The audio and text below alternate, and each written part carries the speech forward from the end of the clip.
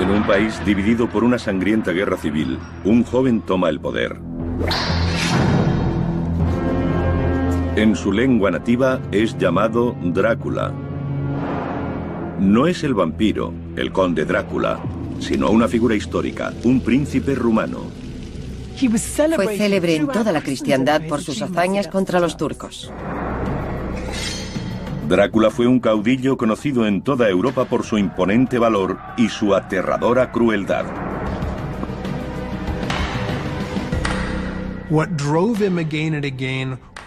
Lo que le empujaba una y otra vez era su necesidad de supervivencia, una necesidad de afirmación y el impulso de torturar.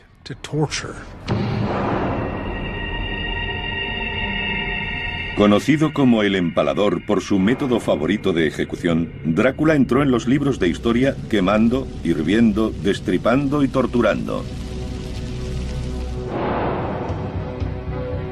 Pero también dejó un imperecedero legado en ladrillo, argamasa y piedra. Construyó palacios. Fundó la ciudad que se convertiría en capital del país. También levantó uno de los castillos más imponentes de Europa Oriental. Ahora, con lo último en animación por ordenador, el mundo perdido de Drácula volverá a la vida.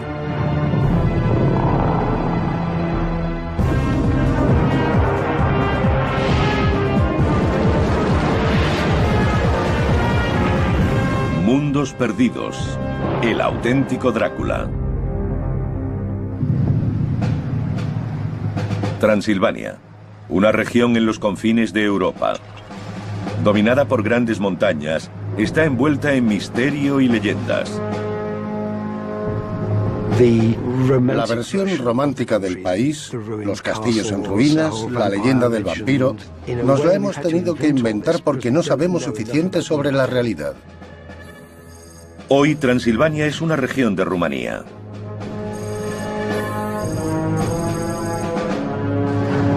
En el siglo XIX, el novelista Bram Stoker la convirtió en hogar del conde Drácula, el vampiro más famoso del mundo. Pero hasta los años 70, pocos lectores sospechaban que había tomado el nombre de un personaje real. Olvidemos Hollywood. Olvidemos las historias de vampiros. Ese hombre existió de verdad. Y fue un hombre sanguinario, extremadamente cruel, pero un gran líder. El auténtico Drácula vivió en un mundo sangriento y lleno de traiciones. Pero su brutalidad destacó por encima de las atrocidades propias de su tiempo. Se cuenta que le abrió las entrañas a su propia amante embarazada. Y que acumuló 24.000 narices de los cadáveres de los enemigos derrotados.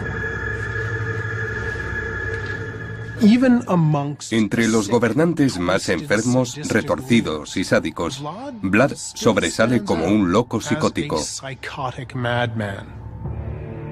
Vlad Drácula es un enigma. Una figura cuyos actos siguen siendo controvertidos hoy. ¿Un guerrero decidido o un loco? Yo diría que fue un hombre de su tiempo y que cometió aquellos actos para sobrevivir. Ahora nuestro equipo de expertos intentará descubrir un mundo perdido casi por completo. Apenas hay documentos escritos. En comparación con las grandes civilizaciones del mundo antiguo, la arqueología es muy escasa también. No sabemos lo que hay. Usando las pistas del terreno e imágenes animadas, los expertos reconstruirán los palacios, castillos y fortificaciones de Drácula. Volverán a verse como fueron en tiempos del infame Empalador. La tecnología moderna nos permite comprender lo que ha quedado de aquella época mejor que en el pasado. Así podemos explorar el interior de los muros y sacar conclusiones sobre la construcción sin necesidad de remover una piedra. La ruta comienza en el lugar de nacimiento de Vlad. una pintoresca ciudad fortificada llamada Sigisoara en el corazón de Transilvania. Los investigadores comienzan obteniendo pistas en una de las casas más antiguas de Sigisoara.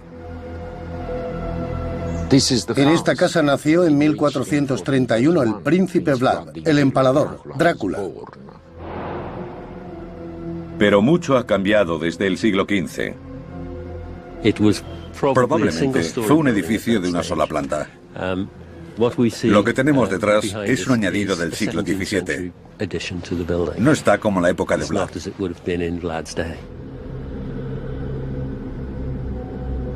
Ahora podemos ver cómo era cuando nació Drácula. Un edificio de una planta en el centro de la ciudadela. Carecería de alcantarillado, cañerías o los servicios más elementales. Pero la gruesa piedra con que fue construida proporcionó su característica más importante, la seguridad. La casa de Vlad era una de las más seguras de Transilvania. Las murallas nos dan la primera pista de las espectaculares fortificaciones que había aquí cuando nació Drácula. Esta era la muralla de la ciudad. Está salpicada de torres defensivas y detrás de nosotros tenemos una de las mejores. Los muros y las torres defensivas, llamadas bastiones, tenían hasta 3 metros de grosor. Servían para evitar que cualquier enemigo saqueara la ciudad. En la parte inferior tenemos las aberturas por las que lanzaban el aceite y el agua hirviendo sobre los atacantes de la fortaleza. Encima tenemos una saetera. Sigisoara estaba muy bien fortificada porque era una de las ciudades más ricas de Transilvania. Pero los que vivían dentro de sus murallas no eran rumanos. Eran sajones, hombres y mujeres de ascendencia germana.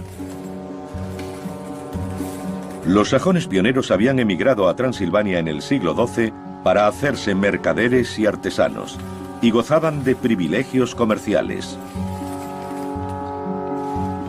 Era una casta aparte.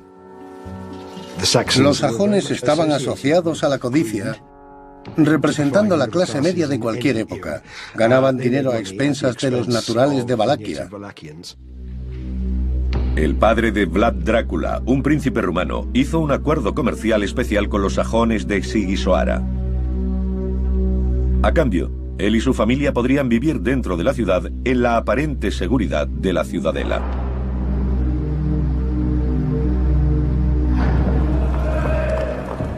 Pero en 1447 el padre de Drácula fue asesinado por un clan rival que tomó el trono de Valaquia, una provincia del sur de Rumanía. Vlad huyó al norte, pero juró regresar. Uno de los lugares donde residió fue el espectacular castillo de Bran. Hoy los turistas llegan al castillo pensando que fue el hogar del conde Drácula, el malvado retratado en la novela de Bram Stoker. El vampiro de ficción vivió aquí hasta que su corazón fue atravesado por una estaca. El lugar fue descrito como el hogar del maligno. El auténtico Drácula llegó aquí hacia 1450. Y bajo el esplendor gótico, los expertos descubren cómo fue el castillo en esa época. Modernizado por la realeza rumana a principios del siglo XX, su interior es muy diferente a cómo fue. Pero usando unos planos poco conocidos del castillo, los expertos reconstruyen cómo debió ser hace 500 años. The tower that you were telling me about, this one, this is actually this one behind us. Exactly, the round tower. But the strategic use of this tower, this was the gunpowder tower. Yeah. The gunpowder tower, yeah. Yeah, yeah. So if we orientate this way, we have the tower behind us here, yeah. And the original entrance to the castle Con los planos medievales del castillo y vanguardistas técnicas infográficas, es posible retroceder al siglo XV. No es un castillo gótico de cuento de hadas, sino la fortaleza más segura e imponente de la frontera transilvana. Fue un gran logro constructivo. El entorno no es muy propicio para el transporte por tierra, por lo que acarrear los materiales debió ser una ardua tarea, y una vez aquí habría que subirlos. Sin la tecnología con la que contamos hoy, tendrían que construir andamios de madera a medida que avanzaban. Se enfrentaron a un gran reto. Para Vlad Drácula, el castillo de Bran fue la plataforma ideal desde la que lanzar su asalto al poder. Estaba a punto de comenzar el reinado sangriento de Drácula. Para consolidar su dominio, se embarcaría en uno de los mayores programas de construcción de la historia de su país.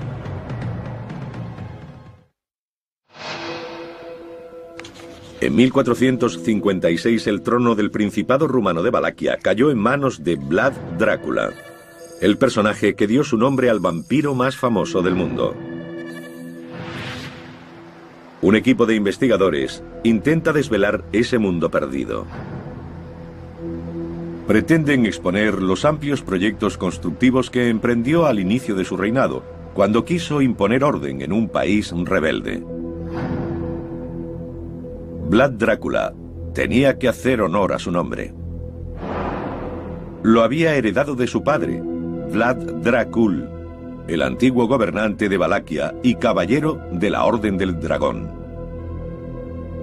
El dragón formaba parte del emblema de la familia. Draculea era el hijo de Vlad Dracul, y también hay una relación con Drácula, que significa diablo. Siguiendo la tradición, Drácula, el hijo del diablo, hace de Tergoviste su capital.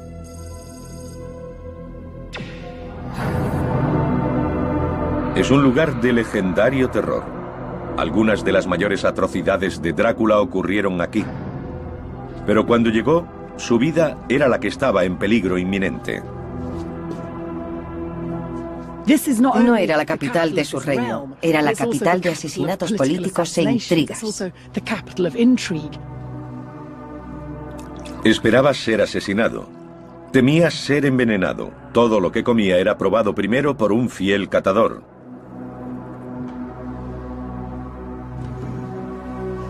Príncipes rivales, llamados boyardos, dominaban tradicionalmente la política en Valaquia. Pensar que podían hacer cualquier cosa para deshacerse de él le obligó a defenderse. Se trataba de matar o de morir. Durante generaciones, los terratenientes de Valaquia habían cambiado constantemente su lealtad.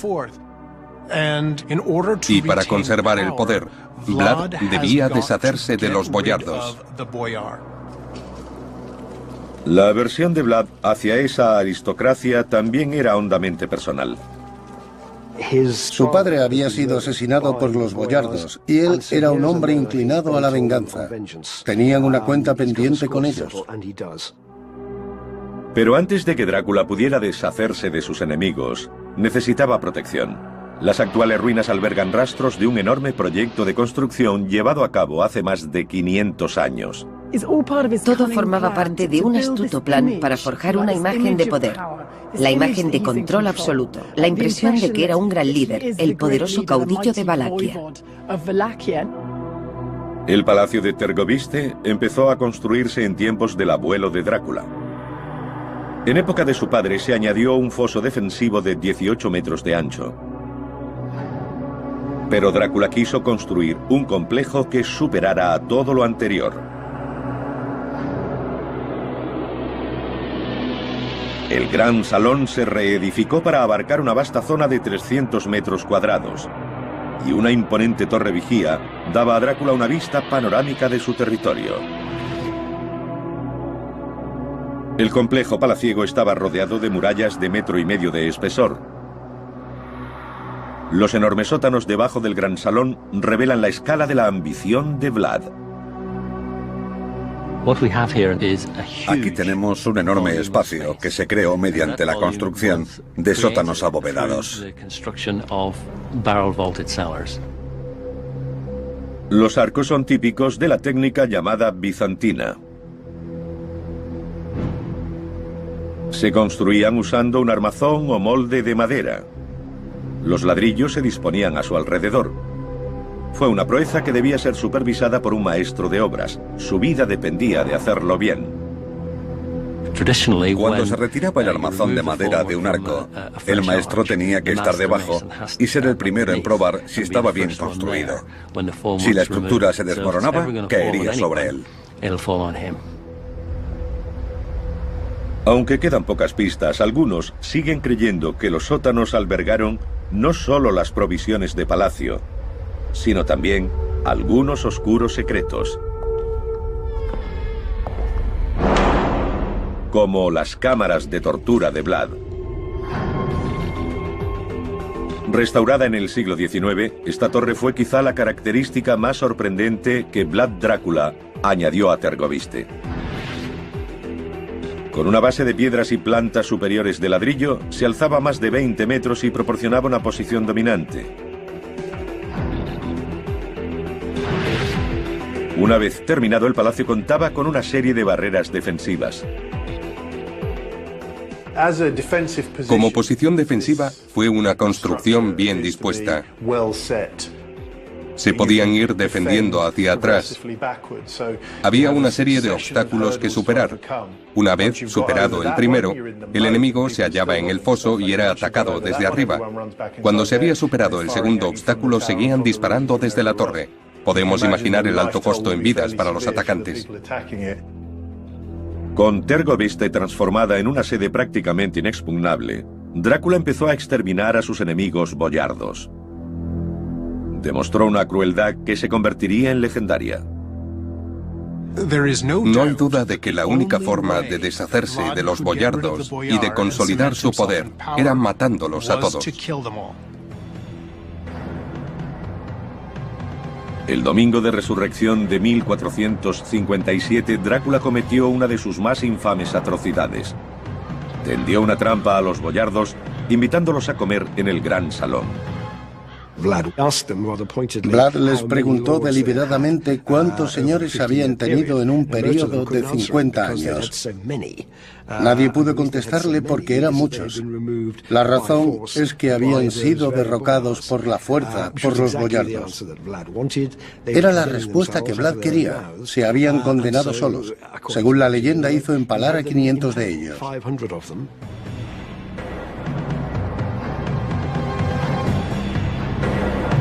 El empalamiento era un método de ejecución terrorífico. El modo más común consistía en poner al enemigo sobre la punta afilada de una estaca, atravesarlo por el ombligo o el corazón, levantarlo y dejarlo morir. Una muerte relativamente rápida. Eso era para los afortunados, porque si quería que sirvieran de ejemplo, usaba la punta roma. La engrasaban, le abrían las piernas y la insertaban por el recto. La estaca iría atravesando lentamente el cuerpo. Eso podía llevar un par de días de terrible agonía.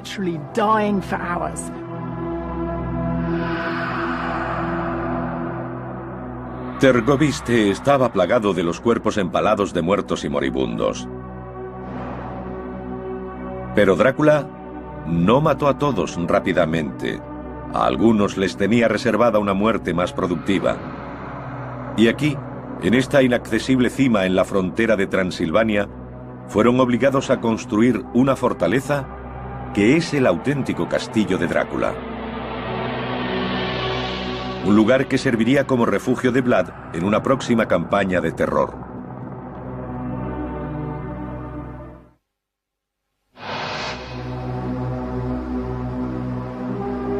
A 500 metros sobre el río Argés, en una abrupta montaña, yacen las ruinas de una antigua fortaleza llamada Castillo de Poenari. Este es el auténtico castillo de Drácula. El emplazamiento era clave. En el extremo del reino de Valaquia, el castillo también limitaba con el territorio montañoso de Transilvania. Incluso hoy sigue siendo un lugar remoto e imponente. Los investigadores deben subir los 140 escalones para llegar hasta él.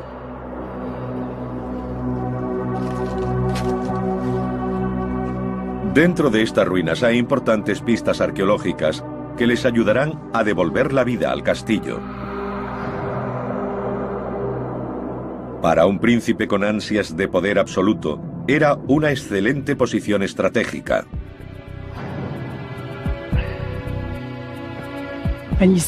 Hacia el sur vemos las tierras de Vlad, su Valaquia. Y a 75 kilómetros de esas montañas está Tergoviste, la capital. Pero de igual importancia, allí, al norte, está Transilvania, que incluía un par de fortalezas suyas. Este era el lugar idóneo desde el que tratar con los modestos sajones de Transilvania. Transilvania es hogar de ricos comerciantes sajones cuyos contubernios amenazan el poder de Vlad Drácula. Debe actuar con rapidez para construir el castillo, por lo que recurre a técnicas poco convencionales y a mano de obra forzada.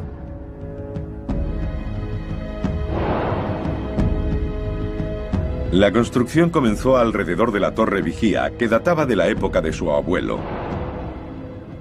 Pero Vlad concibió algo más grande. Una fortaleza que no solo ocupara la cima del Poenari, sino que la ampliara. Las pistas de su ejecución están presentes en los muros en ruinas que siguen rodeando el castillo. Le dan su extraño aspecto de 2 tonos, con ladrillo rojo encima de una base de piedra gris. Es una estructura poco habitual por la combinación de la piedra y el ladrillo. Esperaba verlo todo hecho de piedra. Quizá fue más fácil construirlo en ladrillo. Debió ser mucho más rápido. Aunque están en la estrecha cima de una montaña, estos muros tienen 3 metros de grosor.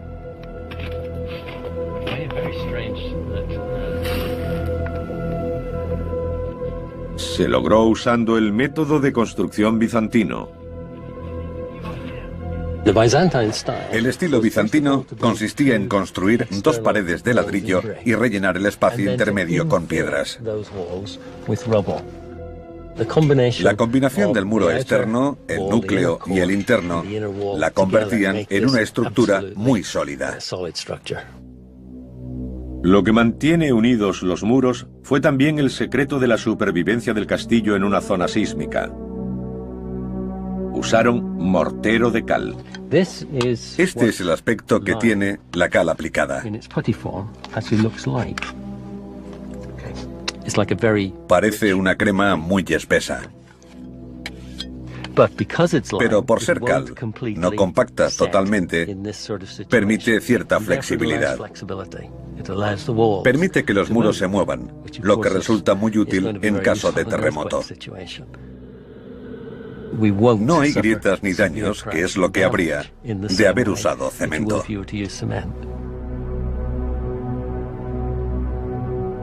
Aunque acetados por numerosos y violentos terremotos, aún se conservan muchos de los muros del castillo de Drácula. Fueron construidos con mano de obra forzada, nobles librados del empalamiento durante la matanza del Domingo de Resurrección en Tergoviste. Obligados a marchar hasta Poenari, iban a sufrir una agonía más lenta y prolongada. Las crónicas de Valaquia dicen que aquellos hombres y mujeres trabajaban muy duro hasta quedarse sin ropa. Estaban prácticamente desnudos. Pero el castillo no fue levantado solo por esclavos. Una ingeniosa característica demuestra que también intervinieron expertos maestros. Los tejados del castillo recogen el agua de lluvia en una cisterna. Está hecho de piedra, con lo que se llama barbilla. Consiste en cortar los ángulos de la piedra para que la siguiente encaje exactamente contra esta. Lo que demuestra que quien fuera la persona encargada de los aspectos técnicos de la obra conocía perfectamente el proceso de construcción en piedra. Supo lo que había que hacer para recoger agua de lluvia para un castillo de su tamaño y calidad.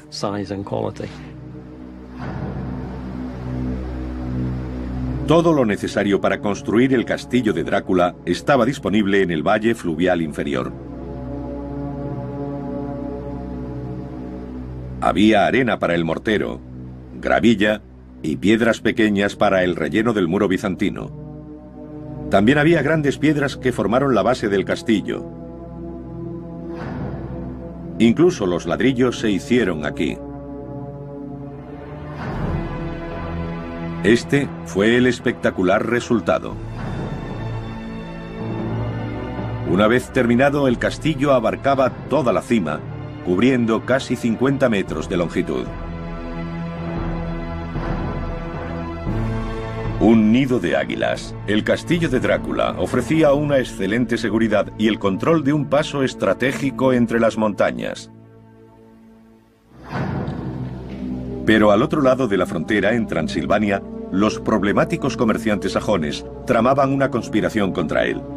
Para proteger sus beneficios, apoyaron a un rival que pretendía el trono de Vlad. Este castillo proporcionó a Vlad la baza esencial para tratar con los sajones de Transilvania. Él les hizo darse cuenta de que para usar sus rutas comerciales, ante todo, tendrían que hacer lo que él decía. Se avecinaba un gran enfrentamiento.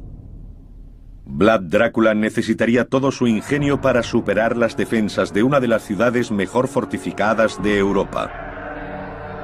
Exigiría una terrible venganza.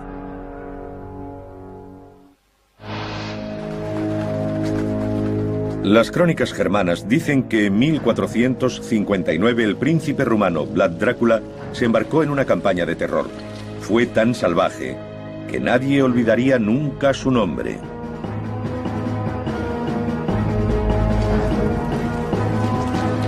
Reuniendo a sus tropas en el castillo de Bran, entró en Transilvania. Los comerciantes sajones planeaban derrocarlo. Él pretendía castigarlos. Su base estaba en Brasov.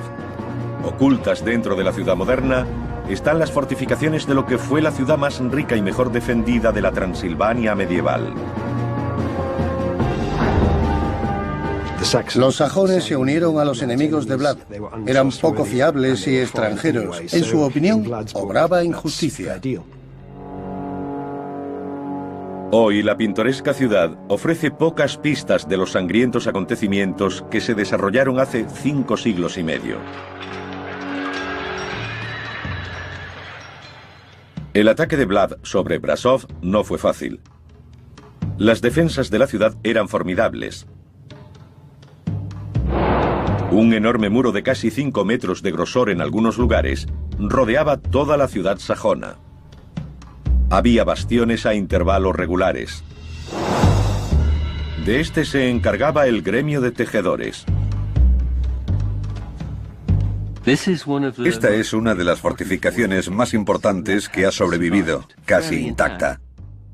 En cuanto a la arquitectura y la forma, es extremadamente importante para el entendimiento de los sistemas defensivos de principios del siglo XV. Se construyó una galería de madera de varios niveles contra el interior del muro. Aquí vemos un trabajo en roble de altísima calidad. Ahora todo está cubierto de nieve, pero debajo hay tejados de madera. Los muros externos disponen de aspilleras horizontales y saeteras. Más tarde serían usadas para cañones y mosquetes. Los sajones creían que estaban a salvo dentro de sus imponentes fortificaciones, pero subestimaron la astucia de Drácula. Vlad había crecido en una ciudad sajona. Conocía sus métodos de combate. Sabía que un asalto frontal estaba condenado al fracaso. Tomó Brasov por sorpresa, atacando de noche y saqueando los alrededores antes de que sus habitantes pudieran refugiarse tras sus murallas. Todos los apresados murieron empalados en las colinas circundantes. Según relatos sajones de la época, perecieron a millares. Las ejecuciones se hicieron en la colina de la Horca, que está detrás de esta montaña. El ataque a Brasov inspiró la más infame de todas las imágenes de Vlad, el bosque de los empalados. Representa al príncipe comiendo entre cadáveres. Algunos sugieren que esta imagen es la primera en relacionar a Vlad Drácula con el vampirismo.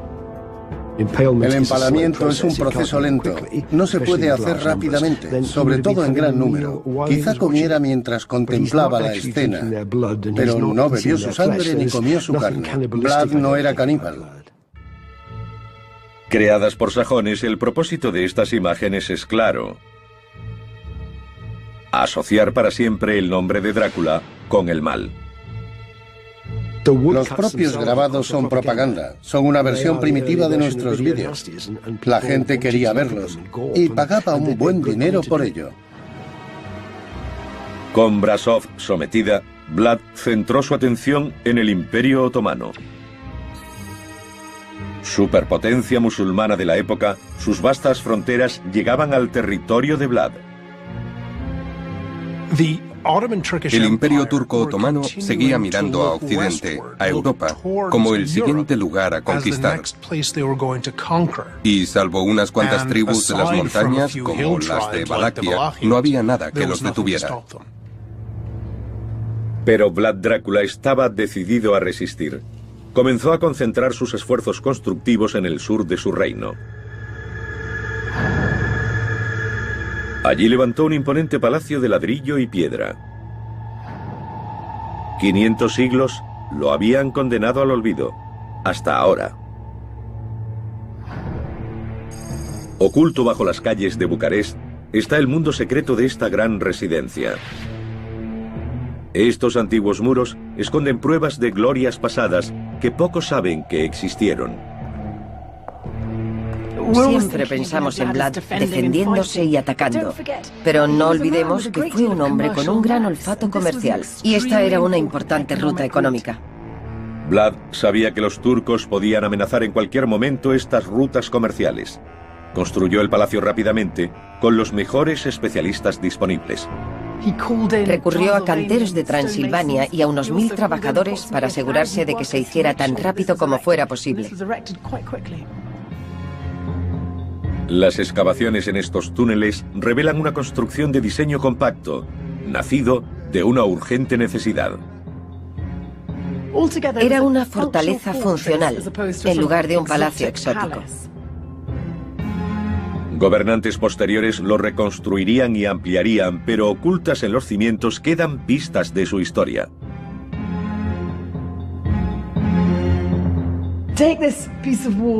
Veamos este trozo de muro. En medio tenemos ladrillos que datan de tiempos de Vlad. A ambos lados hay ladrillos que se han añadido en épocas posteriores. Es fascinante porque hay pruebas arqueológicas de los siglos XIV, XV, XVI, XVII, XVIII y XIX.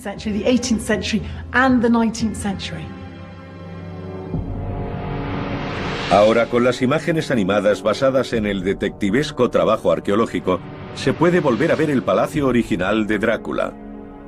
Fue una imponente fortaleza y habría servido como un baluarte esencial para la frontera meridional de Vlad.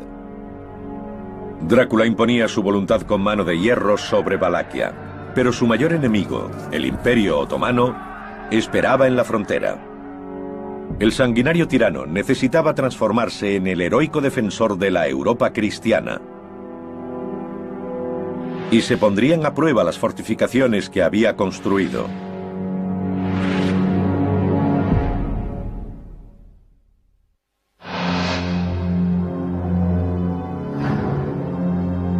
Con su país defendido por una serie de palacios fortificados, Vlad Drácula, príncipe de Valaquia, comenzó a planear la guerra. Recibió a una delegación otomana entre los gruesos muros de su palacio de Tergoviste. Los ejércitos conquistadores turcos habían alcanzado sus fronteras y ahora amenazaban la Europa cristiana.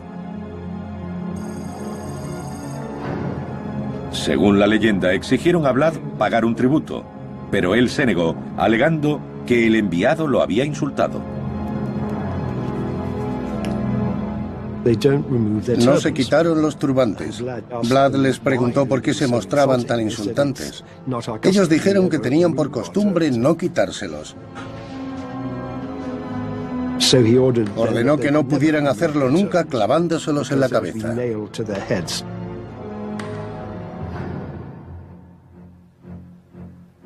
En el invierno de 1461, Drácula y los turcos estaban en guerra. Con inesperada rapidez y valentía, Drácula lideró a sus soldados en una brillante campaña en territorio enemigo. Todo el que se interpuso en su camino cayó ante su espada. Un noble como Vlad no podía quedarse atrás en combate. Tenía que ser físicamente valiente. De otra forma no era nadie. Vlad regresó a la seguridad de las fortificaciones de Tergoviste. En 1462 escribió a los reinos vecinos pidiendo ayuda a sus colegas cristianos.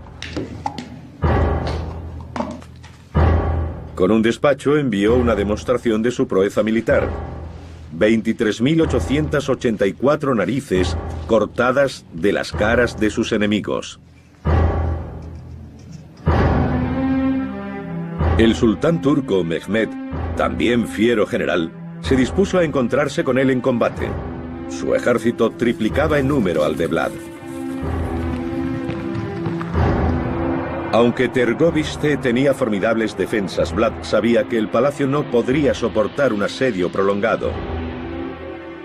El modo de superar posiciones defensivas como esa era a través de la intriga, pagando a alguien para que abriera las puertas, o sitiándolo hasta la inanición. Son una buena respuesta si todo lo que temes es que alguien llame a tu puerta durante unas pocas semanas, pero ya no es tan bueno estar escondidos aquí 3 años. Vlad se ve obligado a cambiar de táctica y sale al encuentro. Mehmed era un maestro de la guerra psicológica, pero se encontró con un soldado más potente psicológicamente hablando. Vlad usó despiadadas tácticas de guerra de guerrillas. Permaneció en los frondosos bosques rumanos, saliendo para atacar rápida y brutalmente, desapareciendo después.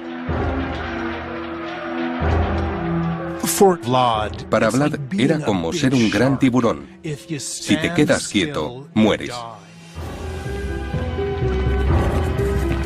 Los turcos avanzaban y Vlad usó todas las tácticas concebibles para minar su moral.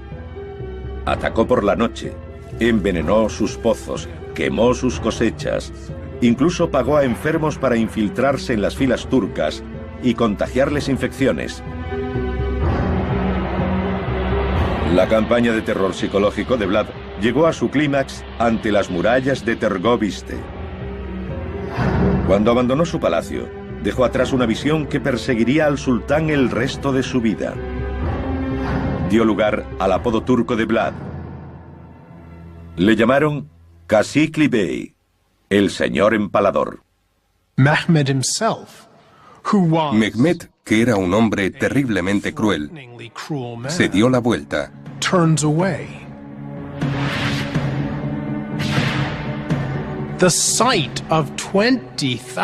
La visión de 20.000 cadáveres con los intestinos resbalando por los postes fue suficiente para que un experimentado soldado como Mehmed II saliera corriendo de allí.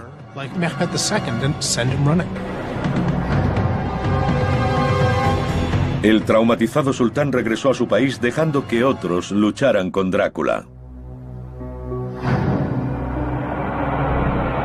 Le hicieron replegarse.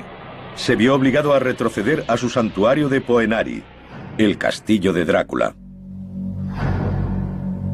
La posición y defensas del castillo imposibilitaban un ataque frontal. Pero la vida resultaba insoportable para los que estaban atrapados en su interior. Aterrorizada por la idea de ser torturada hasta la muerte por los turcos, la esposa de Drácula se arrojó desde las almenas. Su cuerpo cayó al río. Aún hoy es llamado el Río de la Princesa. Pero Vlad no se rindió. Pudo salir y vivir para seguir combatiendo.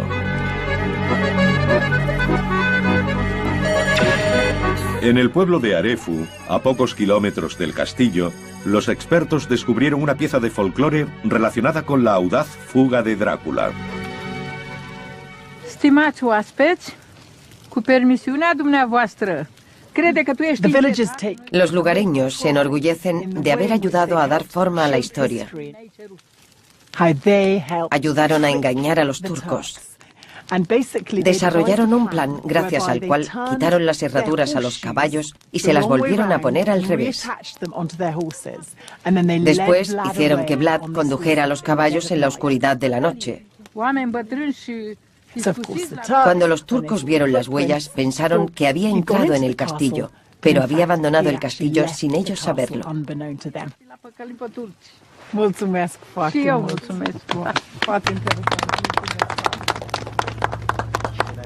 Drácula huyó a Transilvania, al exilio.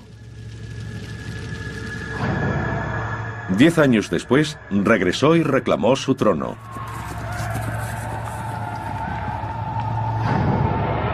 Volvió a su palacio de Bucarest y comenzó a preparar las defensas para rechazar una invasión turca. Pero su reinado terminó antes de empezar. La muerte de Vlad está rodeada de misterio. Es casi seguro que murió en combate, pero no sabemos si fue en el fragor de la batalla o si cayó asesinado. Personalmente, creo en el asesinato. El folclore local dice que fue enterrado aquí, en la bella isla monasterio de Snagov. En su día rodeado de murallas de piedra, el monasterio fue usado posteriormente como prisión. Los traidores de alto rango eran traídos aquí y dicen que la isla está plagada de huesos humanos.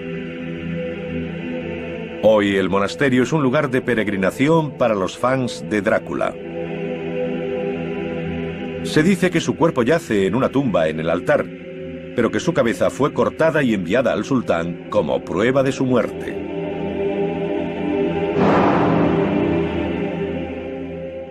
La tradición y el deseo sitúan a Vlad en esta tumba del monasterio de Snagov, pero la tumba está vacía. No hay nada dentro.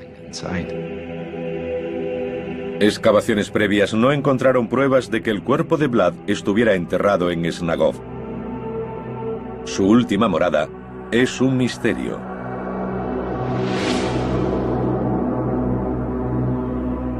En Rumanía, hoy Vlad Drácula sigue siendo un héroe nacional a pesar de su brutalidad.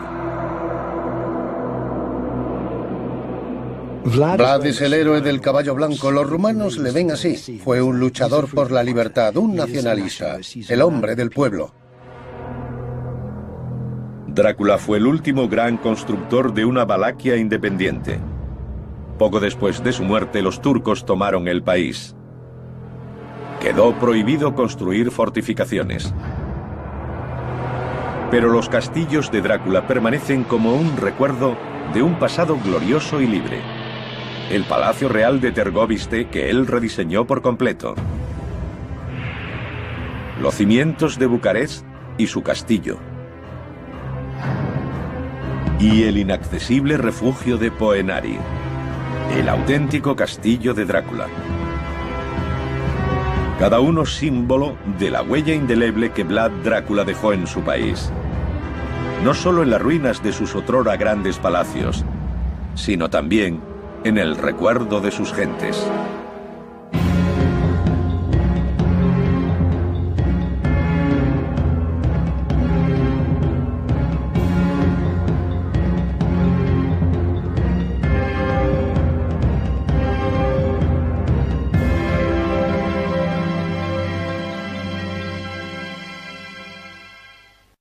sabía que el palacio no podría soportar un asedio prolongado. El modo de superar posiciones defensivas como esa era a través de la intriga, pagando a alguien para que abriera las puertas, o sitiándolo hasta la inanición. Son una buena respuesta si todo lo que temes es que alguien llame a tu puerta durante unas pocas semanas, pero ya no es tan bueno estar escondidos aquí 3 años. Vlad se ve obligado a cambiar de táctica y sale al encuentro. Mehmed era un maestro de la guerra psicológica, pero se encontró con un soldado más potente psicológicamente hablando. Vlad usó despiadadas tácticas de guerra de guerrillas. Permaneció en los frondosos bosques rumanos, saliendo para atacar rápida y brutalmente, desapareciendo después.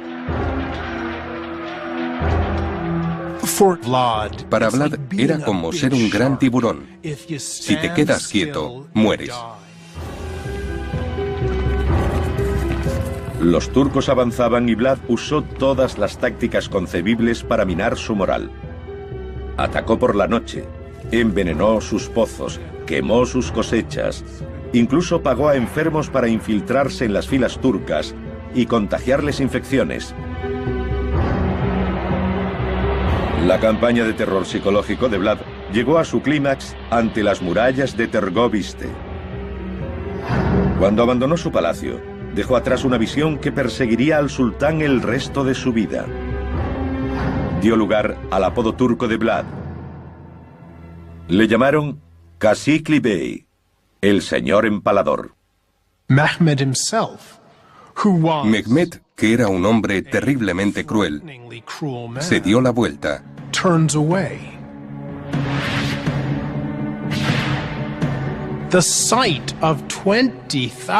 La visión de 20.000 cadáveres con los intestinos resbalando por los postes fue suficiente para que un experimentado soldado como Mehmed II saliera corriendo de allí.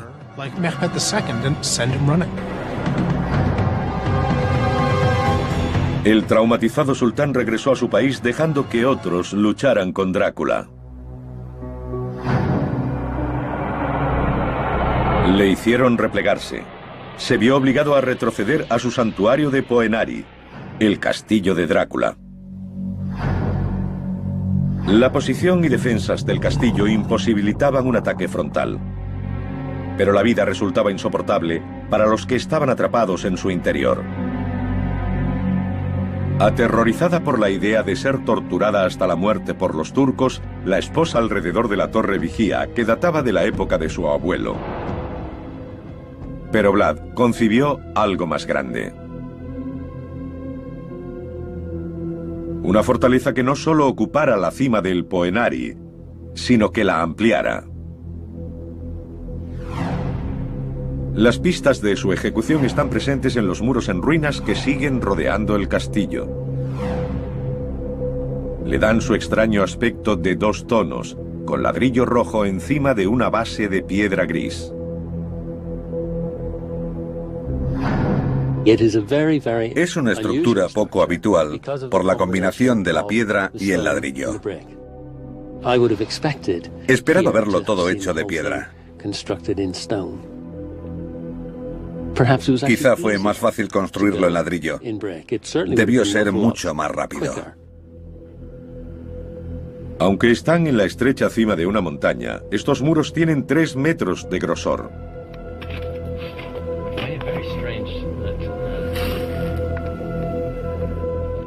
Se logró usando el método de construcción bizantino. El estilo bizantino consistía en construir 2 paredes de ladrillo y rellenar el espacio intermedio con piedras. La combinación del muro externo, el núcleo y el interno la convertían en una estructura muy sólida. Lo que mantiene unidos los muros fue también el secreto de la supervivencia del castillo en una zona sísmica. Usaron mortero de cal. Este es el aspecto que tiene la cal aplicada.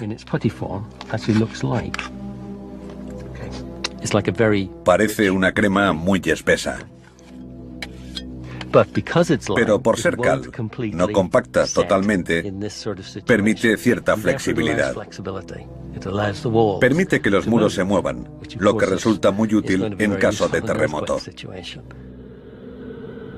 No hay grietas ni daños, que es lo que habría de haber usado cemento.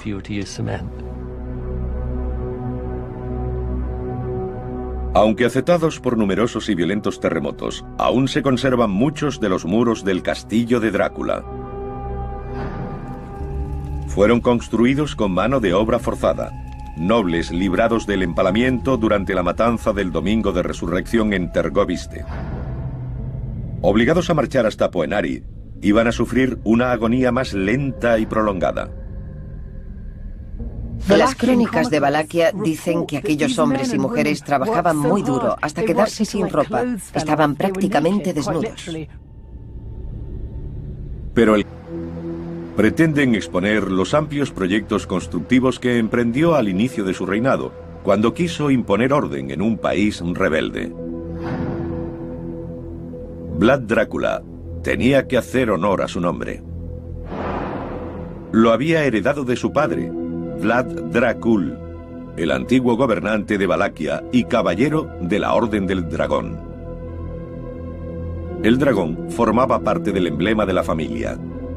Draculea era el hijo de Vlad Dracul, y también hay una relación con Drácula, que significa diablo. Siguiendo la tradición, Drácula, el hijo del diablo, hace de Tergoviste su capital.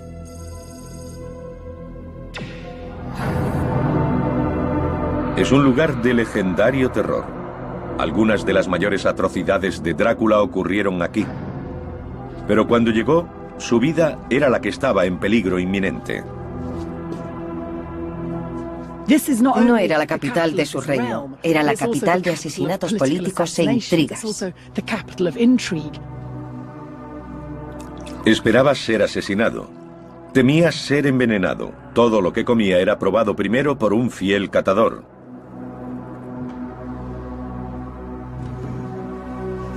Príncipes rivales, llamados boyardos, dominaban tradicionalmente la política en Valaquia.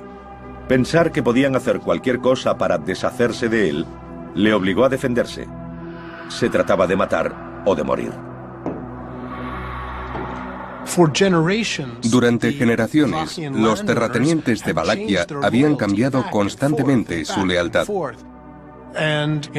Y para conservar el poder, Vlad debía deshacerse de los boyardos. La aversión de Vlad hacia esa aristocracia también era hondamente personal. Su padre había sido asesinado por los boyardos y él era un hombre inclinado a la venganza. Tenían una cuenta pendiente con ellos. Pero antes de que Drácula pudiera deshacerse de sus enemigos, necesitaba protección. Las actuales ruinas albergan rastros de un enorme proyecto de construcción llevado a cabo hace más de 500 años. Todo formaba parte de un astuto plan para forjar una imagen de poder, la imagen de control absoluto, la impresión de que era un gran líder, el poderoso caudillo de Valaquia. El palacio de Tergoviste empezó a construirse en tiempos del abuelo de Drácula. En época de su padre se añadió un foso defensivo de 18 metros de ancho. Pero Drácula quiso construir un complejo que superara a todo lo anterior. Era la respuesta que Vlad quería. Se habían condenado solos. Según la leyenda, hizo empalar a 500 de ellos.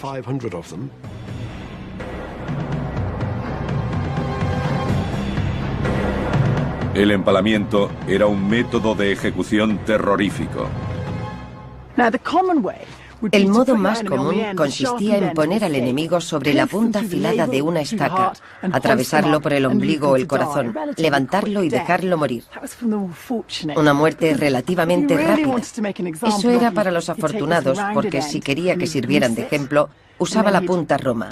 La engrasaban, le abrían las piernas y la insertaban por el recto.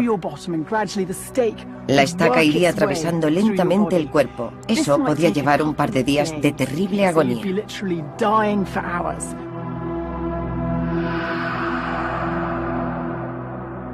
Tergoviste estaba plagado de los cuerpos empalados de muertos y moribundos.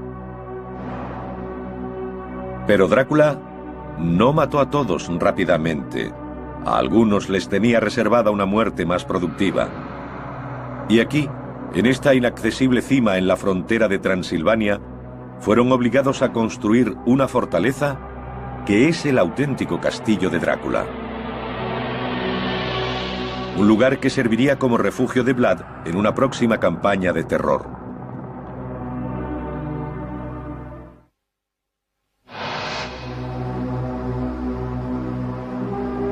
A 500 metros sobre el río Argés, en una abrupta montaña, yacen las ruinas de una antigua fortaleza llamada Castillo de Poenari. Este es el auténtico castillo de Drácula. El emplazamiento era clave. En el extremo del reino de Valaquia, el castillo también limitaba con el territorio montañoso de Transilvania. Incluso hoy sigue siendo un lugar remoto e imponente. Los investigadores deben subir los 140 escalones para llegar hasta él.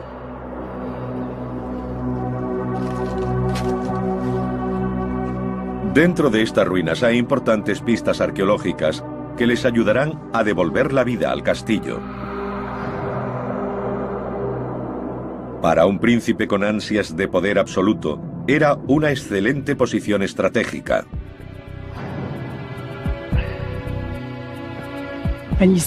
Hacia el sur vemos las tierras de Vlad, su Valaquia. Y a 75 kilómetros de esas montañas está Tergoviste, la capital. Pero de igual importancia, allí, al norte, está Transilvania, que incluye... Periodo de 50 años. Nadie pudo contestarle porque eran muchos. La razón es que habían sido derrocados por la fuerza, por los boyardos.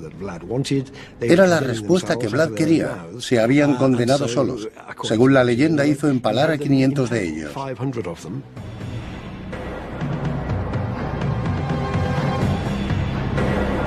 El empalamiento era un método de ejecución terrorífico. El modo más común consistía en poner al enemigo sobre la punta afilada de una estaca, atravesarlo por el ombligo o el corazón, levantarlo y dejarlo morir. Una muerte relativamente rápida. Eso era para los afortunados, porque si quería que sirvieran de ejemplo, usaba la punta roma. La engrasaban, le abrían las piernas y la insertaban por el recto. La estaca iría atravesando lentamente el cuerpo. Eso podía llevar un par de días de terrible agonía.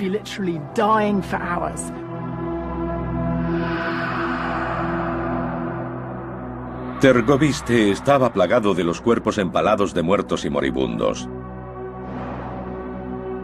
Pero Drácula no mató a todos rápidamente. A algunos les tenía reservada una muerte más productiva. Y aquí, en esta inaccesible cima en la frontera de Transilvania, fueron obligados a construir una fortaleza que es el auténtico castillo de Drácula. Un lugar que serviría como refugio de Vlad en una próxima campaña de terror.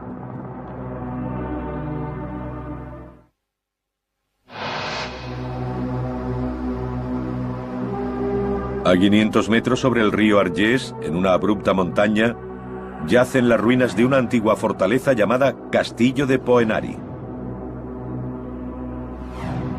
Este es el auténtico castillo de Drácula. El emplazamiento era clave. En el extremo del reino de Valaquia, el castillo también limitaba con el territorio montañoso de Transilvania. Incluso hoy sigue siendo un lugar remoto e imponente. Los investigadores deben subir los 140 escalones para llegar hasta él.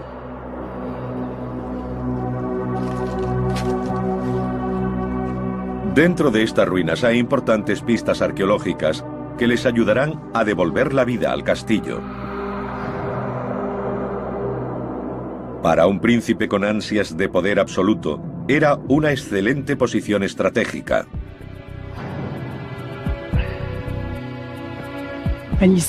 Hacia el sur vemos las tierras de Vlad, su Valaquia. Notable para los que estaban atrapados en su interior. Aterrorizada por la idea de ser torturada hasta la muerte por los turcos, la esposa de Drácula se arrojó desde las almenas. Su cuerpo cayó al río. Aún hoy es llamado el río de la princesa. Pero Vlad no se rindió. Pudo salir y vivir para seguir combatiendo.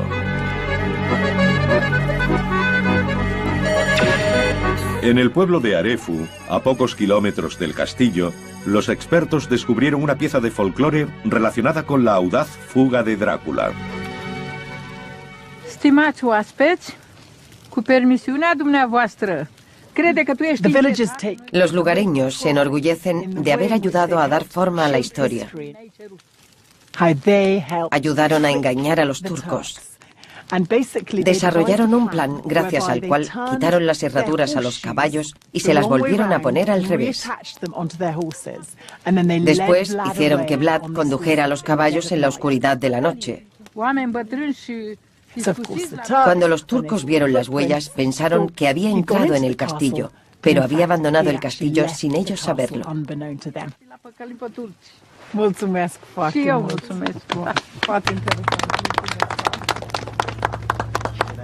Drácula huyó a Transilvania, al exilio.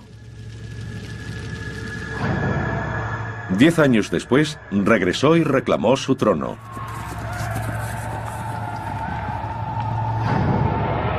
Volvió a su palacio de Bucarest y comenzó a preparar las defensas para rechazar una invasión turca. Pero su reinado terminó antes de empezar. La muerte de Vlad está rodeada de misterio. Es casi seguro que murió en combate, pero no sabemos si fue en el fragor de la batalla o si cayó asesinado. Personalmente, creo en el asesinato. El folclore local dice que fue enterrado aquí, en la bella isla monasterio de Snagov. En su día rodeado de murallas de piedra, el monasterio fue usado posteriormente como prisión. Los traidores de alto rango eran traídos aquí y dicen que la isla está plagada de huesos humanos. Hoy el monasterio es un lugar de peregrinación para los fans de Drácula. Se dice que su cuerpo yace en una tumba en el altar, pero que su cabeza fue cortada y enviada al sultán como prueba de su muerte.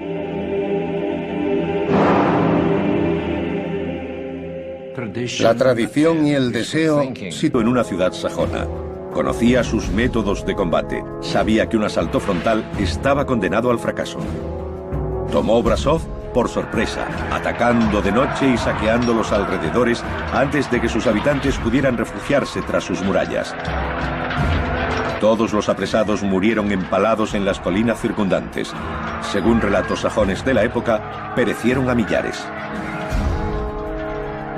Las ejecuciones se hicieron en la colina de la Horca, que está detrás de esta montaña.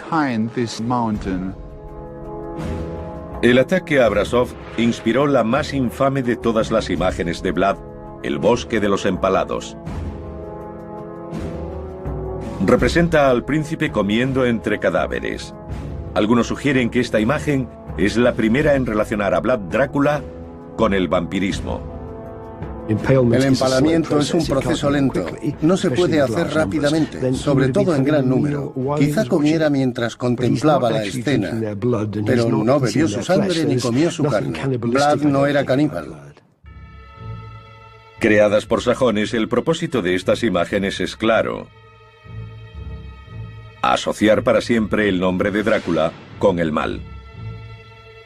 Los propios grabados son propaganda, son una versión primitiva de nuestros vídeos. La gente quería verlos y pagaba un buen dinero por ello. Con Brasov sometida, Vlad centró su atención en el Imperio Otomano. Superpotencia musulmana de la época, sus vastas fronteras llegaban al territorio de Vlad.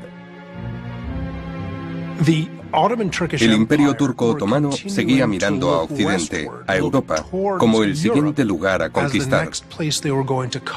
Y salvo unas cuantas tribus de las montañas, como las de Valaquia, no había nada que los detuviera. Pero Vlad Drácula estaba decidido a resistir. Comenzó a concentrar sus esfuerzos constructivos en el sur de su reino. Allí levantó un imponente palacio de ladrillo y piedra. 500 siglos lo habían condenado al olvido, hasta ahora. Oculto bajo las calles de Bucarest está el mundo secreto de esta gran residencia. Estos antiguos muros esconden pruebas de glorias pasadas que pocos saben que existieron. Siempre pensamos en Vlad defendiéndose y atacando, pero no olvidemos que fue un hombre con un gran olfato comercial, y esta era una importante ruta económica. Vlad sabía que los turcos podían amenazar en cualquier momento estas rutas comerciales. Construyó el palacio rápidamente, con los mejores. Los sajones pioneros habían emigrado a Transilvania en el siglo XII para hacerse mercaderes y artesanos, y gozaban de privilegios comerciales. Era una casta aparte. Los sajones estaban asociados a la codicia, representando la clase media de cualquier época. Ganaban dinero a expensas de los naturales de Valaquia. El padre de Vlad Drácula, un príncipe rumano, hizo un acuerdo comercial especial con los sajones de Sigisoara. A cambio, él y su familia podrían vivir dentro de la ciudad en la aparente seguridad de la ciudadela.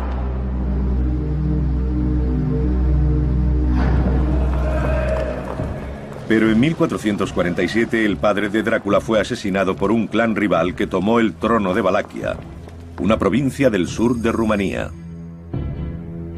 Vlad huyó al norte, pero juró regresar. Uno de los lugares donde residió fue el espectacular castillo de Bran. Hoy los turistas llegan al castillo pensando que fue el hogar del conde Drácula, el malvado retratado en la novela de Bram Stoker. El vampiro de ficción vivió aquí hasta que su corazón fue atravesado por una estaca. El lugar fue descrito como el hogar del maligno. El auténtico Drácula llegó aquí hacia 1450. Y bajo el esplendor gótico, los expertos descubren cómo fue el castillo en esa época. Modernizado por la realeza rumana a principios del siglo XX, su interior es muy diferente a como fue.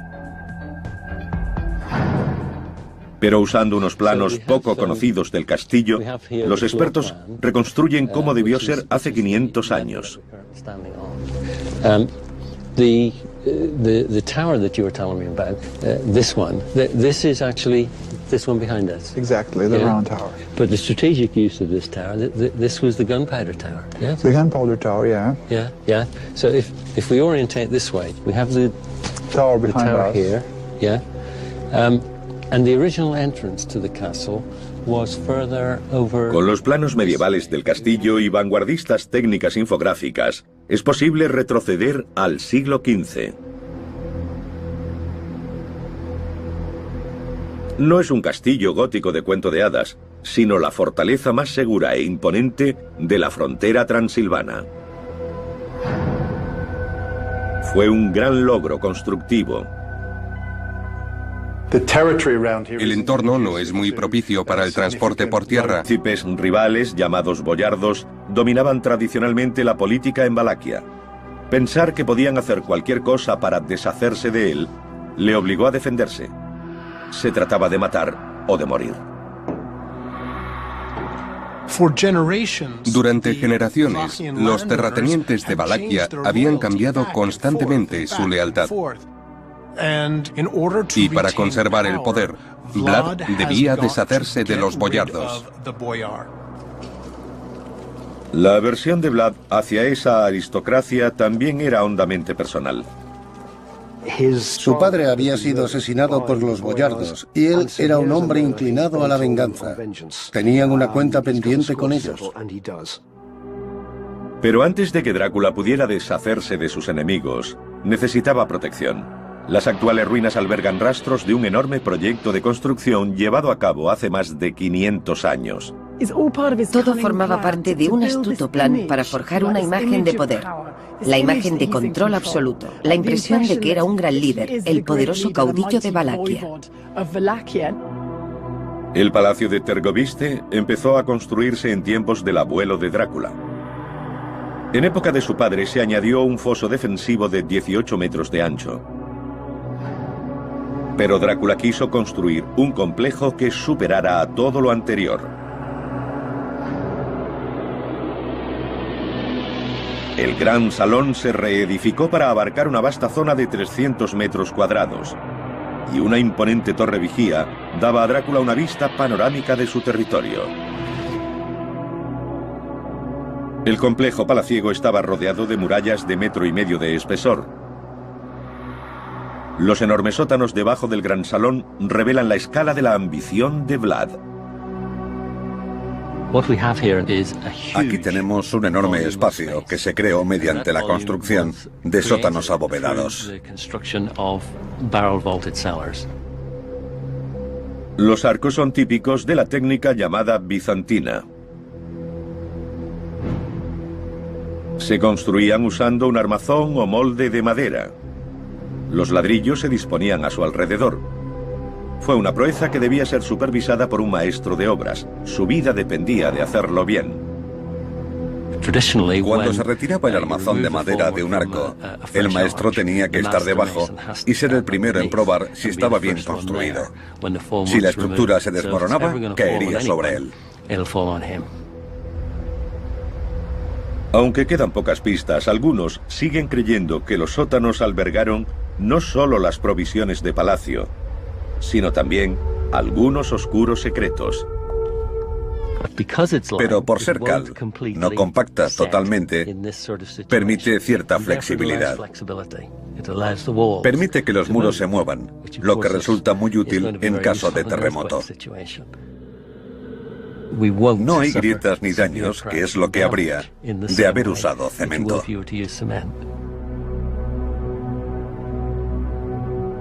Aunque afectados por numerosos y violentos terremotos, aún se conservan muchos de los muros del castillo de Drácula.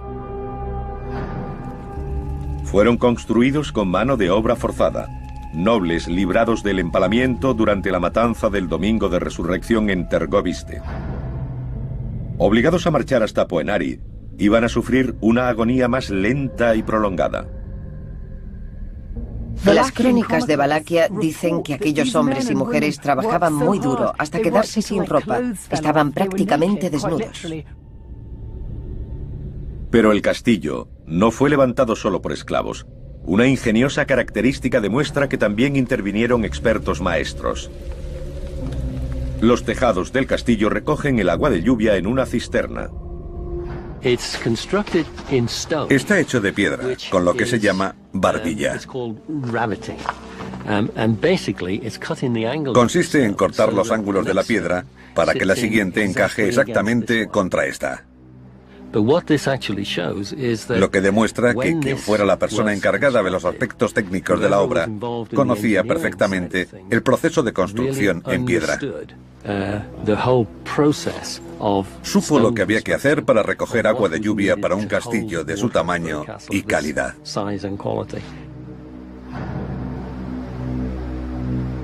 Todo lo necesario para construir el castillo de Drácula estaba disponible en el valle fluvial inferior. Había arena para el mortero, gravilla y piedras pequeñas para el relleno del muro bizantino. También había grandes piedras que formaron la base del castillo. Incluso los ladrillos se hicieron aquí. Este fue el espectacular resultado. Una vez terminado, el castillo abarcaba toda la cima, cubriendo casi 50 metros de longitud. Un nido de águilas. El castillo de Drácula ofrecía una excelente seguridad y el control de un paso estratégico entre las montañas. Pero al otro lado de la frontera, en Transilvania, los problemáticos comerciantes sajones tramaban una conspiración contra él. Para proteger sus beneficios, apoyaron a un rival